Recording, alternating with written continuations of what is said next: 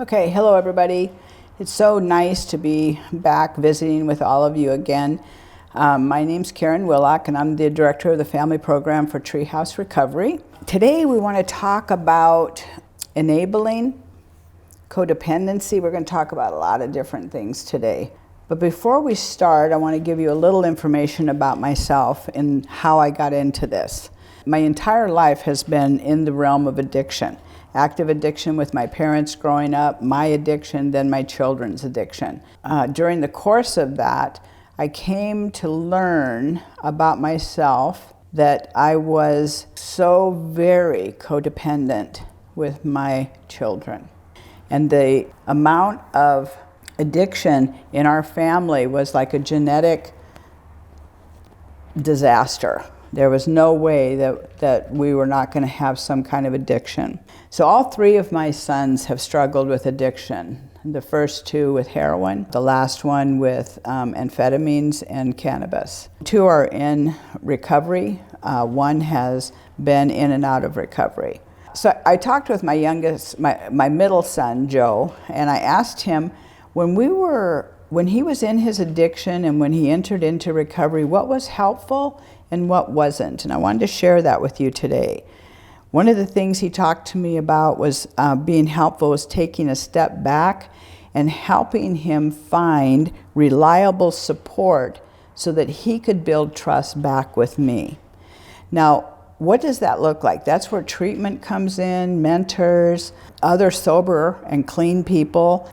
Supporting his basic needs was something else. He was so clear to say when he was showing that he was on the right track. I don't know how many times I supported what I thought was the right track, and they weren't even close to being on track. I don't know how many clothes I've bought for job interviews that never happened. How many bus passes I've bought for bus rides that were never taken. The amount of money that I sent to them at different times in order to support them in changing was phenomenal. So that was a big one. He also talked about just spending time as a family. And when your person's in treatment and coming home for a visit, it's good to just keep it light. Just make some new memories. We as codependent moms and dads tend to want to hear every detail. And one of the things he was very clear about is there's so much shame associated with addiction that really they don't want to talk to us about the gory details. It is just too painful. And it creates more shame for them, and the trauma and drama to the parents is off the charts. Creating a little distance by having communal living, some kind of supportive, sober living, where you're accountable to somebody, but you're not accountable to your parents. Supporting the beginning of that journey by letting them develop independence and pride and being able to pay their own way and live their own life, even if you don't agree with how they're doing it. That's probably one of the hardest things with codependency is remembering that I'm my age, they're their age, and what I think they should be doing and what they're doing can be vastly different. My job is to allow them the dignity of their own choices, even if I don't agree. Because if you think about it, that's how we all learn. We learn by making some mistakes. For us, the mistakes can be so dramatic, including death. And that's what scares us. So let's talk for just a minute about what are some of the blocks when it comes to the barriers to effective detachment, because those are the two words. On one hand, we're enabling, and on the other hand, we want to detach. Detachment is not amputation. I thought for many years that's what it was. You cut them off, you don't talk to them, their history, they're toast, they're done. And that's not detachment, that's actually anger. An angry boundary is never kept. So part of what I want to look at is detachment means I care deeply about you. You are very important to me, and I will not enable the disease. When your son or daughter is in addiction, you are no longer talking to your son or daughter. You are now talking to the disease. And it will manipulate, it will lie, it will steal, it will con you, it will talk you into unbelievable things because it believes it cannot survive without using. Some of the most common barriers to detaching are guilt, anxiety, misplaced love, thinking that confusing love for someone with responsibility for their actions. I don't think that's just privy to our addiction, our codependency at all. I think a lot of people take a lot of responsibility for other people's actions that aren't theirs. We have this belief system that allowing the alcoholic or addict or our child to suffer the negative consequences is somehow unloving or unkind. If you don't bail them out of jail, if you don't pay their tickets, if you don't send them food, if you don't, I probably bought thousands of dollars of groceries that were never eaten because that money was used for drugs and alcohol. I remember sitting in my office, this was years ago, sitting in my office at work, and I'd gotten a text from Joe, and he was asking me to send him $50. This is back when Western Union was the only way you could send money. Now it's instant. So I was sitting in my office, and this is the thought that went through my mind. This was the beginning of my realization that I am enabling this disease. Even though I knew it all intellectually, there's this acceptance that comes to you internally that begins that shift to change. And that it's like turning a ship on a dime. It is a big shift to move from codependency to some kind of recovery. So I was sitting in my office, and this is a thought that went through my mind, and I call these defining moments, when you have a thought that actually turns your vision to something different, also called a lucid moment. And this was the thought: I would never forgive myself. He was using heroin. If the $50 I sent him was what he overdosed on. And I told him, I will send you the $50, but this is the last time, because I could never live with myself knowing I was the one that sent that. And that was the beginning of the shift for me, that realization that I am feeding the disease. Believing somehow that through love and pure willpower, we can make somebody do something else, that I can somehow control them or change them or talk them into it. Feeling somehow that I caused the addiction. I don't think there's a parent alive that doesn't believe that they somehow have caused this addiction, because we've all made big mistakes as parents. I made lots of them. And I've also worked with lots of people who in no way at all had what you would consider a dysfunctioning or a misfunctioning family. They had attentive parents, they had the normal ups and downs of childhood, and yet they become addicted. And you have people that grew up in homes that were misfunctioning and dysfunctioning, and they didn't grow up with and become addicted. That's the mystery of addiction. 12-step programs talk about we don't cause it, we can't cure it, and we cannot control it.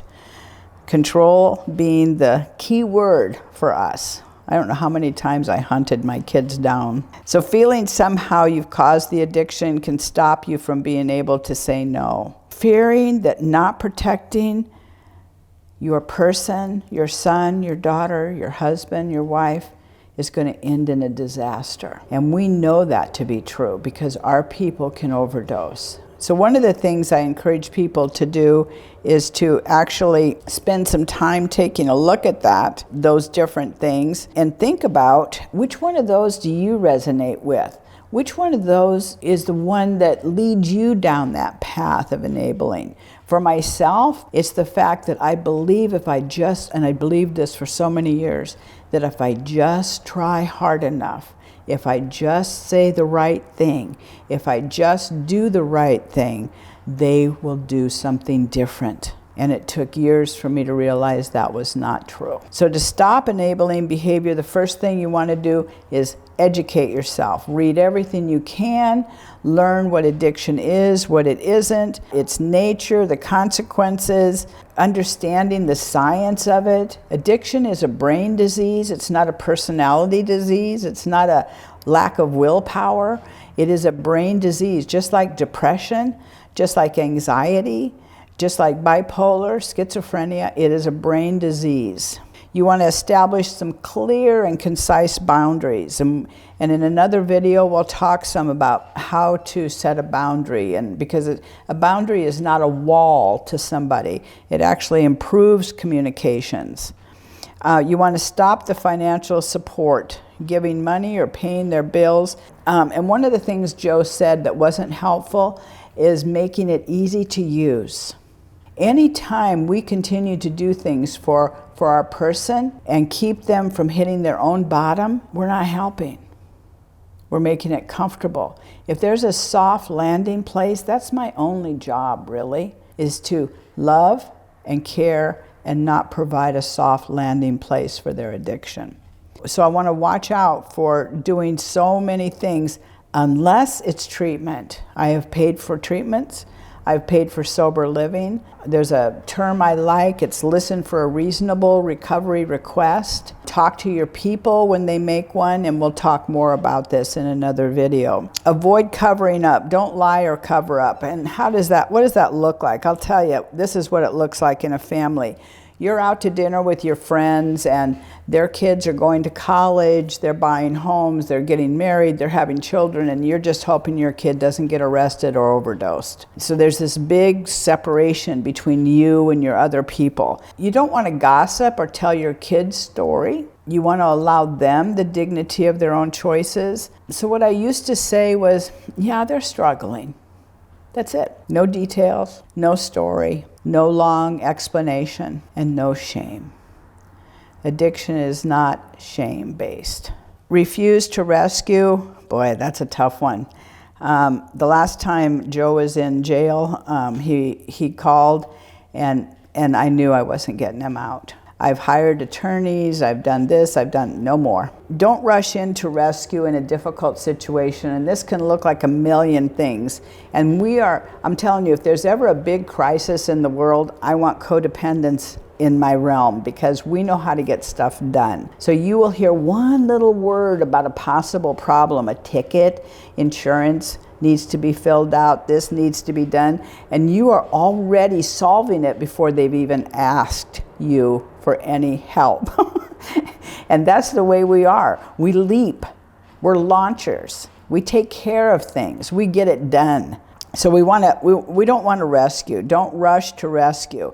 Now, what you're going to run into there is this. We think we're solving their problem, but we're not. We're solving our discomfort, our uncomfortability. That's what we're solving, because it's painful to watch somebody you love struggle. And so when I'm looking at them, what I'm really wanting to do is fix it and get it off my plate. How many times have you thrown money really quickly just to get it off your plate and get some relief? How many nights have you stayed up thinking about what's going on with their life and figuring it all out, and then you felt relief? How many times did you text them and they finally answered and you felt relief? See, what that feeling of relief is a key ingredient telling me that I am getting relief for myself. What I'm doing is not necessarily helping them.